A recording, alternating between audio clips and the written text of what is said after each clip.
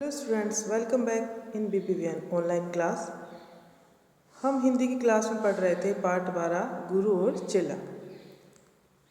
इस चैप्टर में हमने पढ़ा था कि जब चेला हाट बाज़ार जाता है वहाँ पे खूब मलाई खाता है खरीद के, क्योंकि 1 टके में ही 1 पैसे में ही 1 सेर उसको दूध मलाई मिल रही थी, तो वो रोज़ खाता है, मज़े लेता है, खूब मोटा ताज़ा हो जाता है।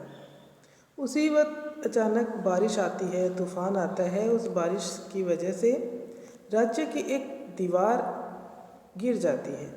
अब दीवार गिरने से राजा क्रोधित हो जाता है और वो उस जिसकी वजह से दीवार गिरी है उस आदमी को सज़ा दिलाना चाहता है।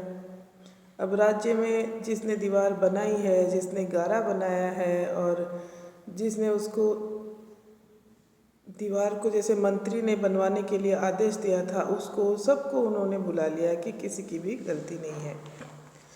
लास्ट में जब मंत्री की बारी आई कि मंत्री की वजह से ही दीवार गिरी है, तो राजा ने फौरन आदेश दे दिया कि इसको फांसी पे लटका दिया जाए। अब देखिए, मंत्री बिल्कुल दुबला पतला था, उसकी गर्दन इतनी पतली थी कि फांसी के फंदे में फिट नहीं बैठ रही। अब राजा को इतना गुस्सा आ रहा था कि अपने गुस्से के कारण वो ये नहीं देख पाया और उसने कहा कि जिसकी भी गर्दन इसमें फिट बैठती हो उस आदमी को पकड़ लाओ और यहाँ फांसी पे चढ़ा दो। ये कोई सही न्याय नहीं था, जबकि फांसी पे उसे चढ़ाना चाहिए था जिसकी वाकई में गलती थी, लेकिन वहाँ पे उसे सिर्फ फांसी लगानी थी। अब ये नहीं पता किसे लगानी थी। अब देखिए, चले संतरी ढूंढने मोटी गर्दन।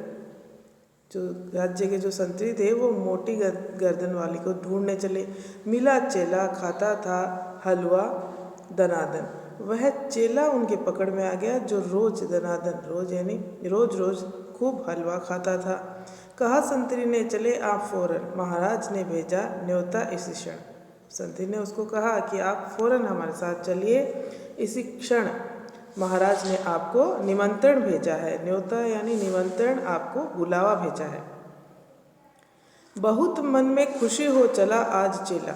मन में बड़ा खुश हो गया था कि वाह, आज मुझे राजा ने बुलाया है। और चेला खुश होके चला गया। कहा, आज न्योता छकूंगा अकेला।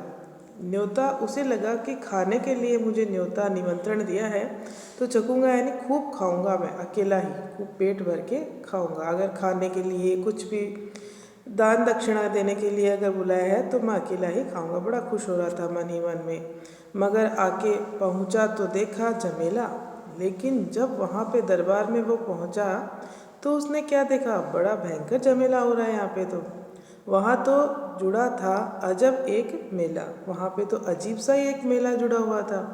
मेला अर्थात राज्य में हो क्या रहा था, राजा के दरबार में तो फांसी के तख्त पे चढ़ाने के लिए तैयारी हो रही थी। वहाँ पे उसको कोई खाने के लिए निमंत्रण नहीं मिला था। अब बेचारा चेला, देखिए यह मोटी है गर्दन, इसे तुम बढ़ाओ। कहा राजा ने, मुझको इसको फांसी चढ़ाओ। अब देखिए, राजा कहता है कि इसकी गर्दन मोटी है। चेले ने खा के अपने आप को बिल्कुल मोटा कर लिया था, इसकी गर्दन मोटी है तो इसे ही फांसी पे चढ़ाओ। कहा चेले ने, कुछ खता तो बताओ। कहा महाराज ने, चुप न बकबक मचाओ। जब चेले ने कहा कि मेरी गलती क्या हुई है, खता यानी गलती, मेरी क्या गलती हुई है, आप मुझे बताइए तो सही, ऐसे ही फांसी पे चढ़ा रहे हैं और हुक्म दे दिया आपने। तो देखिए, महाराज कहते हैं बिल्कुल चुप हो जाओ, ज़्यादा बकवास करने की ज़रूरत नहीं है। बक बक न मचाओ यानी कोई बकवास नहीं करनी है, यहाँ पे फिजूल बात नहीं करनी है। मगर था न बुद्धू, था चालाक चेला। लेकिन जो चेला है वो बुद्धू नहीं था, क्या था, चालाक था, क्योंकि उसको गुरु की तो शिक्षा मिली हुई थी। मचाया बड़ा ही वहीं एक पर झमेला। उसने एक बड़ा सा झमेला मचा दिया वहीं पे। कहा, पहले गुरु जी के दर्शन कराओ, मुझे बाद में चाहे फांसी चढ़ाओ। उसने क्या कहा कि मुझे तो पहले मेरे गुरु जी के दर्शन करा दीजिए, बाद में चाहे मुझे फांसी चढ़ा दीजिए। अब ऐसा कहा जाता है कि जिसको भी फांसी चढ़ाया जाता है उसकी अंतिम इच्छा पूरी की जाती है। तो गुरुजी बुलाए गए जट वहाँ पर। अब देखिए, उन्होंने गुरुजी को बुलाया कि रोता था चेला खड़ा था जहाँ पर। चेला वहाँ पे रोता हुआ दिखाई दिया गुरुजी को। गुरुजी ने चेले को आकर बुलाया, तुरंत कान में मंत्र कुछ गुनगुनाया। गुरुजी ने चेले को बुलाया और उसके कान में कोई बात कही। मंत्र गुनगुनाया यानी कोई कान में उनकी बात कही। झगड़ने लगे फिर गुरु और चेला, दोनों के दोनों झगड़ा करने लगे। मचा उनमें धक्का बड़ा रेल पेला। वहाँ पे धक्का मुक्की मचने लगी। अजीब सा एक माहौल बन गया था। गुरु ने कहा फांसी पर मैं चढ़ूँगा, कहा चेले ने फांसी पर मैं चढ़ूँगा। अब देखिए दोनों में होड़ लगी है। गुरु कह रहा है फांसी पे मैं चढ़ूँगा और चेला कह रहा है फांसी पे मैं चढ़ूँगा। एक दूसरे को धक्का दे रहे हैं दोनों। हटाए न हटते अड़े ऐसे दोनों, छुटाए न छुटते अड़े ऐसे लड़े ऐसे दोनों। बड़े राजा फौरन कहा बात क्या है, गुरु ने बताया करामात क्या है। राजा ने कहा क्या बात है, तुम दोनों ऐसे अड़े हुए हो, झगड़ा कर रहे हो।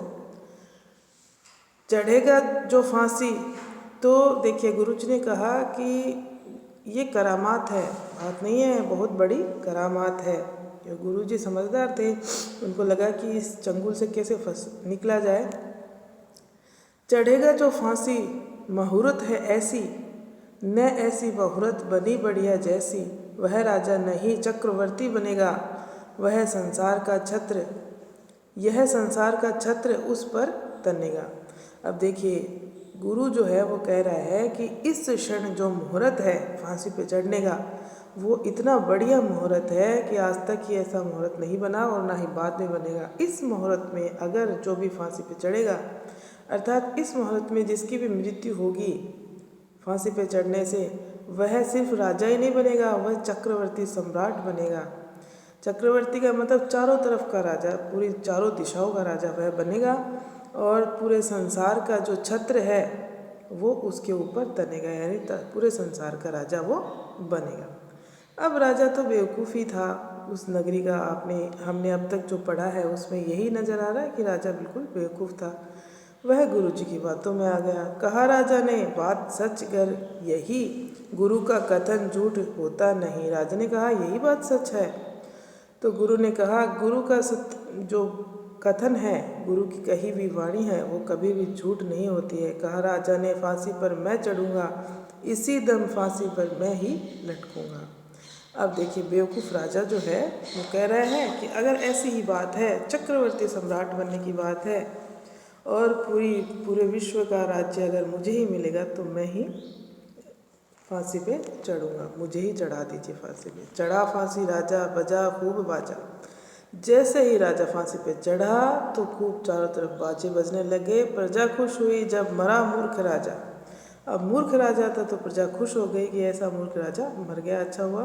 बजा खूब घर घर बधाई का बाजा, घर घर में बधाइयाँ बटी कि हाँ ठीक है, मूर्ख राजा से पीछा छुड़ा। थी अंधेर नगरी था अनबूझ राजा। सोहनलाल द्विवेदी ने ये कविता लिखी है, बहुत ही अच्छी कविता है।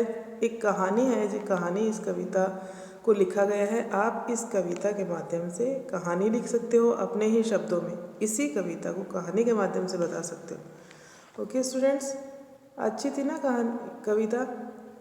हाँ, नेक्स्ट वीडियो में हम इसके प्रश्नोत्तर करेंगे। Thank you.